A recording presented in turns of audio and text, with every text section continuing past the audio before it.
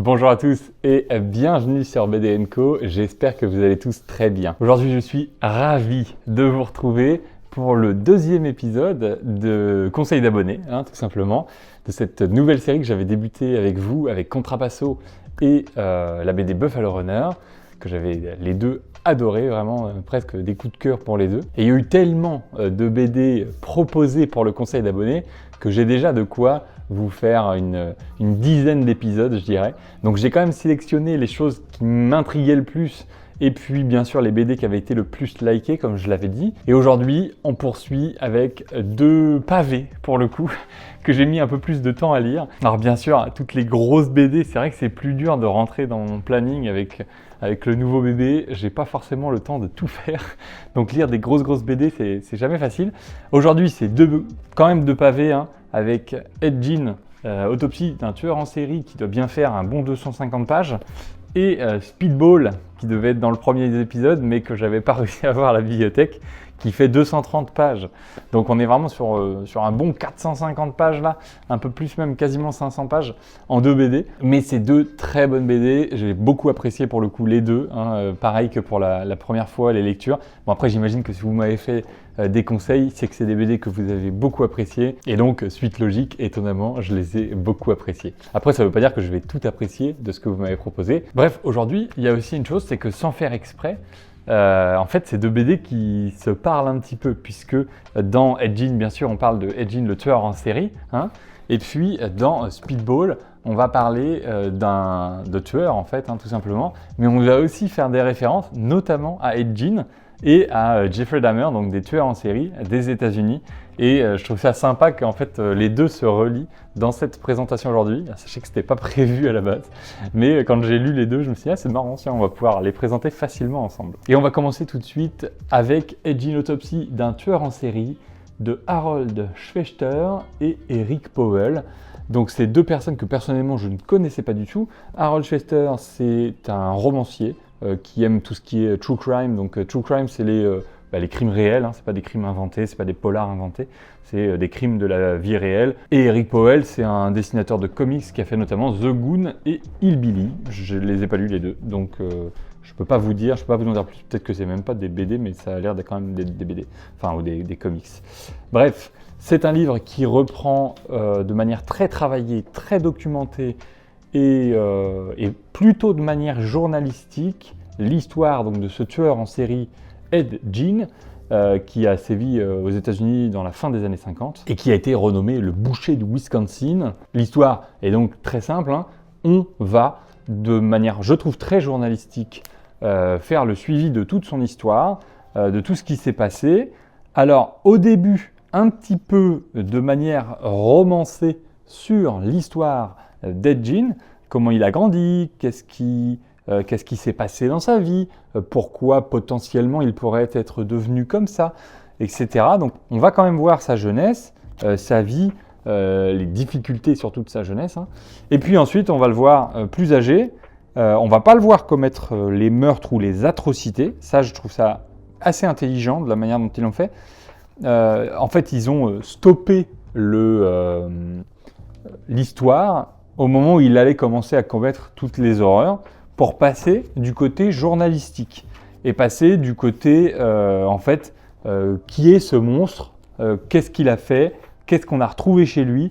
Donc d'un coup, on passe du type qui a perdu sa mère, pour ne pas spoiler, au type qui se fait arrêter et où on va passer côté journalistique, qu'est-ce qui s'est passé, qu'est-ce qu'en disent les voisins, quels sont les faits, comment on les imagine. Mais comme Ed Gein n'a jamais en fait avoué ses meurtres, ils n'ont pas voulu romancer les meurtres et ce qui s'est passé, etc. Ce qu'ils ont fait, c'est qu'ils ont arrêté l'histoire au moment où sa mère meurt et ils l'ont reprise après, suite à tout ce qui se passe, pour réécrire ce qu'ils ont fait, comment ils l'ont arrêté, qu'est-ce qu'ils ont trouvé chez lui, comment ça s'est passé avec ses voisins, etc. Là, c'est notamment la page de toutes les horreurs qu'ils ont retrouvées chez lui, notamment un superbe bijou en téton. Il faudra quand même avoir le cœur accroché pour ceux qui sont un petit peu sensibles, je pense, même si, comme vous voyez, c'est en noir et blanc, donc ça permet d'éviter tout ce côté très gore, on va dire, mais il y a quand même des scènes un petit peu particulières, on va dire. Donc voilà, donc ils prennent l'idée de se passer sur un mode un petit peu plus journalistique, revenir en arrière, reparler de ce qui s'est passé, puis ensuite les interrogatoires, et enfin rapidement autour du jugement et de ce qui se passe pour lui sur la fin. À la toute fin, on va aussi avoir des annexes avec notamment certaines interviews qu'il a fait. C'est intéressant, moi je trouvais ça intéressant, je trouve bien que ce soit en annexe. Comme ça, moi personnellement, toujours quand il y a de l'annexe, je trouve ça toujours très très intéressant. Et à la toute fin, un petit carnet de croquis, ça moi j'adore personnellement, ça aide beaucoup mieux à s'imaginer comment le personnage a été créé, comment il a été imaginé, quelles ont été les difficultés sur les dessins. Enfin voilà, moi je trouve toujours que les petits carnets de croquis, ça apporte énormément. Puis entre guillemets, ça coûte pas grand chose aux auteurs puisqu'ils les ont déjà. Donc je trouve que ça devrait toujours être un peu ajouté. Personnellement, moi je trouve que ça m'amène un petit peu plus dans une réflexion sur comment a été inventé le dessin, comment ils l'ont imaginé, pourquoi ils l'ont imaginé comme ça, avec l'histoire, etc. Parfois il y a même des petits textes pour expliquer « j'ai choisi de prendre ce dessin à la place de celui-là parce que… » etc. Ça je trouve que c'est hyper intéressant. Donc au niveau de l'histoire, je trouve que c'est très réussi, déjà c'est un beau format quand même, hein. Je ne l'ai même pas dit, mais on est chez Delcourt je crois. Je dis je crois parce que à chaque fois qu'il y a le petit symbole, il est caché par les trucs de la bibliothèque.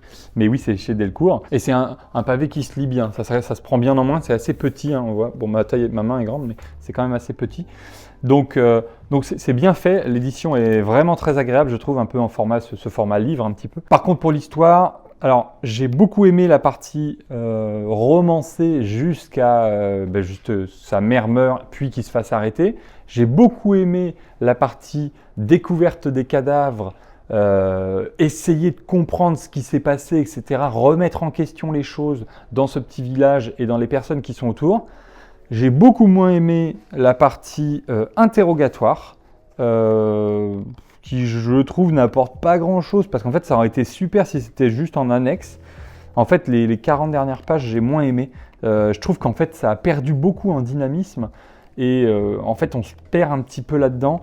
On a des grandes pages pour montrer un petit peu l'émotion du truc et la difficulté de l'interview avec comme ça des cases qui se répètent.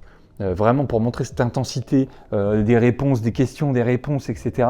Avec des réponses toujours très froides et pas du tout développé de la part de Edgin. J'ai bien aimé ce côté-là, mais en même temps, je trouve que ça a un peu cassé le rythme dans la lecture, qui reprend un petit peu à la fin, quand il commence à parler de ce qui s'est passé après, avec le tribunal, le jugement, les personnes, les imaginations autour de de sa maladie mentale, etc. Ça, c'était bien fait. Par contre, c'est vrai que toute la partie interrogatoire et tout, j'ai un peu moins aimé, je sais pas, ça m'a cassé dans ma lecture. Et du coup, je l'ai lu d'ailleurs en 3 fois, la partie de fin. Il restait 40 pages et je l'ai lu en 2 fois de plus que la lecture principale, on va dire. Parce que le rythme n'était plus là. Mais sinon, pour le reste, c'est très bien. On voit que ça a été travaillé, on voit qu'il y a beaucoup d'informations qui ont été mises dedans, il y a beaucoup de recherches journalistiques, ça se ressent énormément. Et ça, je trouve ça très bien. Ce qui est bien aussi, c'est qu'il y a les deux côtés de cette enquête qui ont été mis en avant. C'est-à-dire tout le côté historique sur ce jeune qui se fait maltraiter, qui a beaucoup de problématiques avec son père et sa mère, qui a ensuite ses problématiques, tout ce qui va être autour du complexe d'Oedipe, et ce qui va le mener à faire des horreurs. Et puis, il y a aussi toutes les exagérations, toutes les aberrations autour de ça. C'est-à-dire que pour passer à la télé, il y a des gens qui vont commencer à dire qu'ils ont vu faire ça, ils ont vu faire ci, qu'il s'est certainement passé ça, qu'il faisait ça dans son temps libre. Enfin, plein de trucs qui n'ont aucun sens en fait. Et je trouve que c'est très bien qu'il l'ait apporté pour amener un petit peu cette nuance. Ça, pour le coup, j'ai beaucoup aimé. Pareil, à la toute fin, les quelques dernières pages avec le psychologue et le psychiatre, pas le psychologue d'ailleurs, le psychiatre uniquement, où il parle un petit peu justement du complexe d'Oedipe, de ce qui s'est passé, de comment il le voit, comment il l'imagine, parce qu'en fait c'est quelque chose de très nouveau pour eux à ce moment-là. Eh bien en fait c'est assez intéressant, je trouve. C'est vraiment, il y a une réflexion, il y a une curiosité qui est amenée et on a presque envie d'aller fouiller un petit peu plus alors que c'est déjà très très intéressant au niveau de l'information. Et puis enfin, pour le dessin, moi j'ai beaucoup apprécié. Alors c'est vrai que moi je suis pas très noir et blanc, donc au début je me demandais si ça allait me plaire. Mais en fait, je trouve ça très joli. On est sur presque du photoréalisme, mais version noir et blanc. Hein. On voit bien, hein, les traits du visage sont super bien détaillés. C'est très joli. Un sorte de dégradé, c'est pas du noir et blanc. On est plus sur un sorte de dégradé de gris jusqu'au noir, bien entendu, qui sont vraiment superbes avec beaucoup de détails. Beaucoup de détails. Et personnellement, j'ai trouvé ça très réussi. Les émotions sont très bien retranscrites, hein. On peut le voir sur ces pages-là. Vraiment, c'est très bien fait. La peur juste ici, la colère, la folie même. C'est très joli, c'est très bien fait. Il y a beaucoup aussi de mouvements dans chaque case. Et ça, je trouve que c'est vraiment une belle réussite. Donc chapeau au niveau du dessin. J'ai pas de défaut hein, sur le dessin. Il n'y a pas de choses qui m'ont gêné ou choqué sincèrement. Les visages sont super reconnaissants malgré ce noir et blanc, ces gris, ces teintes de gris. Non, c'est superbe. Et puis, je trouve que c'est très intelligent d'avoir choisi cette couleur-là, ce dégradé de gris, puisqu'en fait, ça amène aussi beaucoup de recul sur les atrocités. Quand on voit les horreurs, les masques de mort, les trucs comme ça, ça aurait été un peu plus difficile, je pense, à lire avec des couleurs, avec du sang, avec des masques de visage, parce qu'en fait, ils découpaient les visages des gens pour se faire un masque. Enfin, c'est très bien que ce soit en dégradé de gris, je pense que c'est intelligent. Donc bref, super lecture. À part cette partie effectivement un petit peu interrogatoire qui, je trouve, n'apporte pas grand-chose parce qu'en fait, on voit juste Ed Gein qui ment, qui dit qu'il n'a rien fait. On ne sait pas s'il ment, hein. D'ailleurs, j'extrapole. Mais en tout cas, on a l'impression qu'il nous ment. Et comme on a l'impression que c'est un monstre, puisqu'on vient de passer les pages où il retrouve toutes les horreurs chez lui, c'est un peu difficile de suivre ça. On n'est pas forcément attaché, on est même un peu biaisé, je dirais. Donc sinon, c'est une très bonne BD à part ça. C'est mon seul petit point un peu négatif. Ça m'intéresserait vraiment de savoir d'ailleurs si vous avez tout aimé dans cette BD ou s'il y a des moments qui ont été un petit peu plus moins intéressants ou plus difficiles. Mais bravo, beau travail journalistique, j'ai appris beaucoup de choses. Aussi, ça c'est un point important que je n'ai pas noté. J'ai appris beaucoup de choses sur cette histoire. Alors, si on n'aime pas toutes les histoires de meurtres en série, etc., ça ne vous intéressera pas forcément. Moi, je sais que je le proposerai pas à certaines personnes parce qu'ils sont pas intéressés par ce genre de choses. Mais si vous aimez ça, c'est une bonne BD, très bonne BD, travail incroyable journalistique, des superbes dessins, et puis ce côté très malaisant quand même, hein, qu'on ressent beaucoup tout au long de la BD et qui est vraiment très bien réalisé. Et puis comme d'habitude, avant de passer à la BD suivante, je vous demanderai de vous abonner si vous ne l'êtes pas encore et puis d'appuyer bien sûr sur la cloche pour avoir les notifications.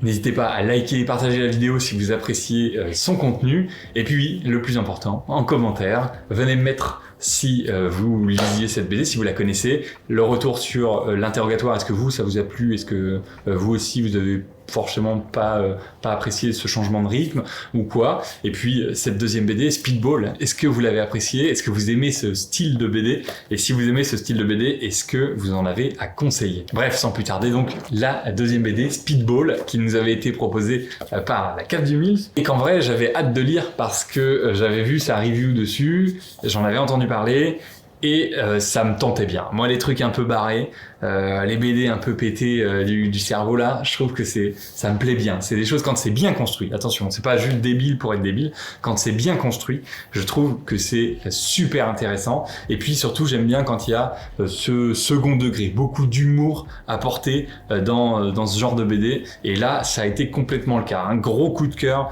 pour Speedball. Beaucoup de folie, mais quel kiff. Franchement, je l'ai déglingué au niveau de la lecture. Ça a été très rapide et j'ai hâte de voir ce qu'ils vont nous proposer ces deux auteurs parce que ça apparemment, en tout cas, le dessinateur, c'est sa première BD. Et Florent Piget, qui est le scénariste, pardon. Je sais pas s'il en a fait d'autres, j'ai pas été regardé pour le coup, mais j'ai été regardé pour le dessin parce que j'ai adoré le style de dessin, j'ai trouvé que c'était génialissime. Et au dessin, c'est donc Étienne Guérin. Donc Speedball, c'est une BD chez Sarbacane, édité chez Sarbacane, pardon.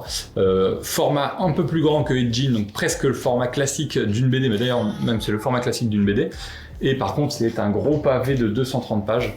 Et c'est très agréable à lire. J'ai passé un très bon moment. Pour l'histoire de cette BD, on va suivre Graham Parsons, ou Pearson, je ne sais pas comment on dit, il y a un A donc ça me donne envie de dire Parsons.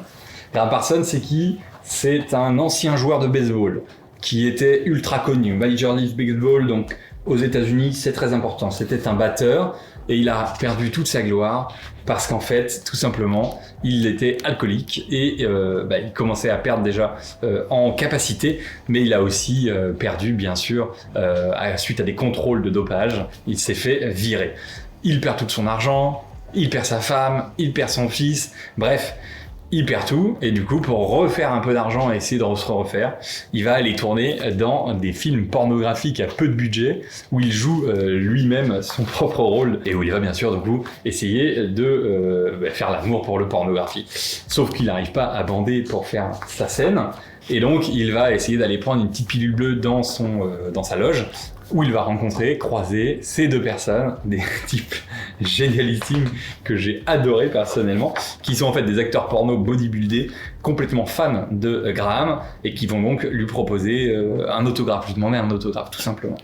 Suite à ça, il se pose tout seul dans sa petite chambre, et il rencontre le diable, on va dire c'est le diable, qui lui propose de tuer cette personne. En échange, il lui redonne sa gloire d'antan de joueur de baseball, et sa femme et son fils. Lui, il y réfléchit, il se dit c'est un peu compliqué, on y va pour 3. Le diable lui dit non, 4 minimum. Donc il dit ok pour 4, et ils partent pour tuer 4 personnes, enfin il part dans sa tête pour tuer 4 personnes. Donc le diable lui donne le premier nom, et il se dit allez let's go. Il va chercher les deux types bodybuildés en se disant bon, au moins je vais pas être tout seul, et ils vont pouvoir m'aider à faire ces merdes-là. Les types acceptent parce qu'ils sont hyper fans de ce gars-là. Alors ils acceptent, ils savent pas qu'ils vont aller tuer quelqu'un à la base.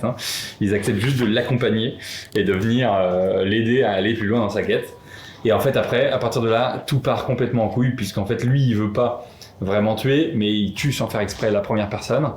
Et plus on avance, plus en fait on se rend compte qu'il est complètement embourbé dans cette histoire. Il sait pas quoi faire pour s'en sortir, il continue à faire sa quête sans vraiment la faire, et il est complètement pris de court par tout ce qui se passe, par tous les événements qui vont se passer. Ça va être ça toute la folie de cette histoire, c'est l'histoire qui part en couille, mais lui qui reste en fait à se dire mais pourquoi je fais ça, pourquoi je vais si loin, je ne veux pas tuer des gens, etc. Et en fait il est complètement emporté, et c'est génialissime de suivre cette histoire, de laquelle je peux pas vraiment vous en dire plus parce que sinon je vais vous spoiler, et je pense que c'est vraiment une histoire qui se découvre en la lisant et en découvrant toute la folie qu'il y a derrière. Je trouve que c'est génial. Au cours de toute son histoire, il va rencontrer des types complètement bizarres, mais notamment je parlais tout à l'heure, il parle de la légende Ed Gein et aussi de Jeffrey Dahmer qui va le prendre en stop dans son camion hanté. Enfin c'était complètement barré. Et puis il y a cet inspecteur qui va essayer de l'attraper, qui est aussi complètement fou. Vous voyez là, il renifle un petit morceau de vêtement comme un chien en fait pour pister Graham Parsons. Enfin c'est complètement fou, mais j'ai adoré cette folie. Bon, et je viens de me rendre compte que j'étais allé m'occuper du bébé parce qu'il pleurait. Sauf que j'ai oublié de remettre le micro, donc il y aura toute une partie sans micro. Je suis désolé, c'est pas grave, c'est des choses qui arrivent, voilà. J'étais un peu fatigué et j'ai oublié de remettre, et je me suis rendu compte qu'il était posé devant moi, et donc vous aurez un son qui est moins bon. Je vois que c'est correct, j'ai vérifié, c'est quand même audible, donc je vais pas refaire l'entièreté, désolé, mais j'ai pas forcément le temps de le refaire. Donc je vais prendre, voilà, vous aurez un petit moment avec un micro qui marche un peu moins bien. Et donc, pour la suite, c'est donc mon avis sur cette BD. Bon, comme je disais, j'ai adoré, j'ai vraiment beaucoup apprécié cette BD, cette folie, surtout cette folie dans la BD. Le fait que ça parte complètement en cacahuète, que certains personnages sont complètement barrés et on les adore, surtout les deux gars bodybuildés, Calvin et Amos. Franchement, j'ai adoré leurs histoires, leur prestance. Enfin, les types sont géniaux. Mais c'est vraiment une lecture plaisir. Je dirais que c'est vraiment une lecture plaisir. Ça se lit très rapidement pour le coup. Vous le déglinguez les 230 pages en même pas une demi-heure. Ça se lit vraiment bien et c'est très agréable. Alors ce que j'ai bien aimé aussi, c'est qu'au début, ils nous mettent une petite soundtrack par chapitre avec 12 titres audio à aller écouter en même temps que les chapitres que vous lisez. Ce qui est pas mal, c'est que c'est à peu près le bon timing pour lire un chapitre et écouter la musique. J'ai testé, je l'ai fait, et franchement ça fonctionne. Alors j'étais un peu déçu parce que je me disais qu'ils avaient sûrement créé la playlist sur Spotify, mais ils l'ont pas fait. Et par contre j'ai vu que quelqu'un l'avait créé sur YouTube, Et je me suis permis de créer du coup celle de Spotify. Donc si vous lisez cette BD, vous pouvez aller sur Spotify, vous tapez Speedball BD et vous aurez la playlist qui est dite dans la BD et vous pourrez donc l'écouter facilement. C'est pas très difficile et puis je pense que ça peut être sympa pour ceux qui veulent l'utiliser. Mais ça marche très bien en tout cas. La playlist fonctionne très bien avec cette lecture complètement barrée. L'histoire donc est complètement folle, ça part dans tous les sens. Les ennemis, les méchants en fait au final sont les gentils, sont les personnes qu'on va suivre. Mais c'est génial du coup parce qu'on sait pas qui apprécier. D'un côté au début on aime bien Graham Pearson, on se dit qu'il est prêt à tout en fait donc c'est un peu un salaud, quitte à tuer des personnes qu'il a pas connues pour juste retrouver sa gloire etc. Donc c'est un peu un connard. Pareil Calvin et Amos, c'est des fans, ils sont trop cool, ils sont trop sympas, ils veulent l'aider, c'est des bons types. Mais en même temps, c'est des types qui sont capables de faire des choses que je suis pas sûr que tout le monde serait capable de faire. Donc c'est génial, même l'inspecteur où on se dit peut-être que ça va être lui le gentil, mais il est complètement barré, il pète un câble, il fait des trucs de folie, t'as l'impression que c'est un animal quand il apparaît comme ça.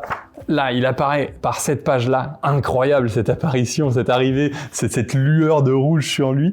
Puis au final, il est complètement barré aussi. Donc c'est pareil, on est complètement perturbé, on ne sait pas qui aimer dans cette histoire, mais en fait on aime tout le monde. Et c'est ça un peu le coup de folie et le coup de génie, c'est qu'on apprécie tout le monde jusqu'à la fin. On est vraiment dedans et on est à fond avec tous ces personnages principaux, enfin, les 4 surtout. Donc Graham, les 2 gars Calvin et Amos, et puis l'inspecteur. C'est vraiment nos 4 coups de cœur, on va dire. Et j'ai adoré cette histoire et ce pétage de boulon complet du début à la fin. Ça part dans tous les sens. Comme je vous le disais, à un moment, il y a Jeffrey Dahmer qui arrive avec un camion et qui va venir prendre Graham sur le bord de la route en camion, en stop, qui va essayer bien sûr de le tuer puisque Jeffrey Dahmer c'est un tueur. Donc là il arrive et il le récupère et puis ils vont passer un petit bout de temps dans le camion ensemble. C'est génial, c'est barré, c'est complètement barré. C'est de la folie pure, mais quel kiff quoi, cette folie pure. Et puis ce dessin qui va magnifiquement bien avec cette histoire, ça part dans tous les sens. Il y a vraiment une vibe, il y a vraiment une ambiance en fait qui est folle dans cette BD et que j'ai adoré. J'ai même un regret qui n'est pas vraiment un regret bien entendu, mais qui est en fait à la fin. Graham Pearson, il s'en veut, il se dit putain mais pourquoi je fais ça quoi? Pourquoi je tue des gens? Je devrais pas, il faut pas tuer les gens, tu vois. C'est pas la bonne chose. Et il fait un peu pas exprès de tuer les gens. Et en fait, ce qui est génial, c'est que d'un côté, on avance dans l'histoire et on ressent son désespoir, quoi.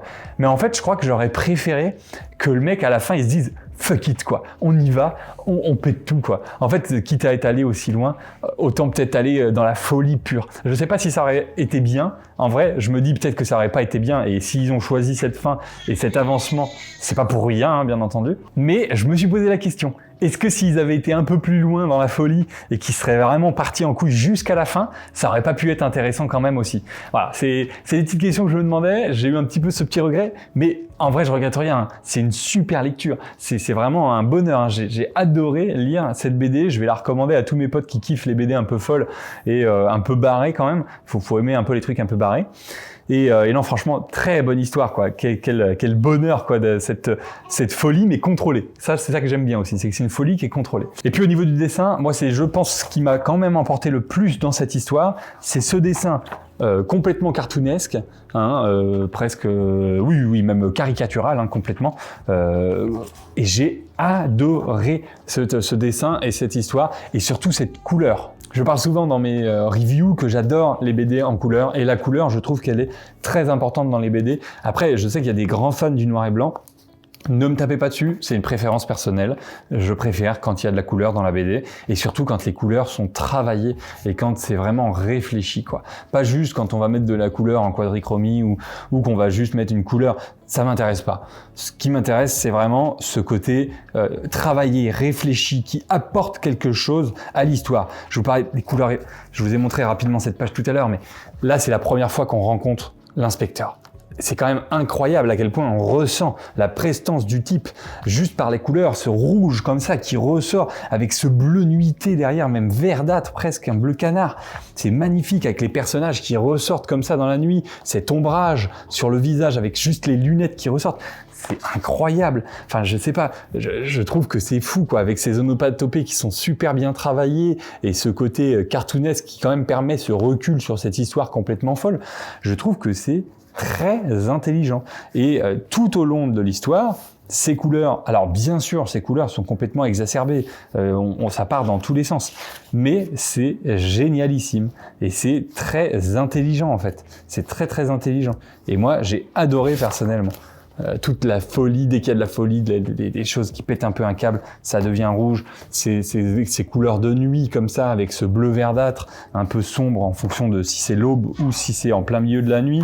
Et puis justement, cette différence entre les personnages qui ressortent en jaune, comme ça quand c'est censé être les gentils, entre guillemets, et qui peuvent avoir comme ça quand il se passe d'autres choses, ils deviennent rouges à des moments, ça dépend de leurs émotions, de ce qui se passe. Même cette page incroyable, cette arrivée là, avec ce dynamisme dans la BD, pour cet inspecteur qui arrive pour tirer et pour déglinguer les types. Je trouve que c'est fou, quoi. Non, c'est génial. Moi, j'ai adoré ce dessin. Je sais que ça plaira pas à tout le monde parce que c'est un côté très cartoon et avec ces couleurs complètement punchy, pimpantes tout le long de la BD, c'est très particulier. Mais moi, j'ai adoré. Je le conseille à tous les gens qui aiment un peu les lectures différentes et barrées. Donc voilà, c'est tout pour aujourd'hui pour la lecture de Speedball. Je vais devoir vous abandonner, le bébé m'appelle. Mais de toute façon, j'avais pas grand chose à dire de plus. J'en avais fini pour aujourd'hui. Je vous le conseille. Très bonne lecture. C'est vraiment un coup de cœur. Pour le coup, c'est un coup de cœur. Comme la dernière fois avec Contrepasso et même Buffalo Runner que j'avais adoré. Là, c'est vraiment un gros coup de cœur de folie. J'ai adoré, je vous le conseille, très belle lecture et surtout super travail d'édition et de mise en couleur de la part des deux auteurs. Je ne sais pas s'ils ont travaillé ensemble sur la mise en couleur, mais franchement, chapeau parce que ça apporte énormément à cette histoire. Bref, top ambiance, top lecture, Speedball, génial. Et Edgin dans un autre registre, complètement autre registre, parce que c'est barré, mais c'est très travaillé journalistique et très sur le réel. Donc deux styles différents, mais qui ont été de très belles lectures. Donc merci encore pour vos conseils et pour tout ce que vous m'apportez dans les commentaires. C'est hyper intéressant de vous lire à chaque fois. Je ne cesserai jamais de le dire. Donc merci à vous. Sur ce, moi je vous dis dans une semaine ou 2 semaines en fonction de mon temps pour pouvoir vous faire une bonne vidéo, en tout cas travailler et surtout pouvoir la monter correctement. C'était BD&Co. Bye.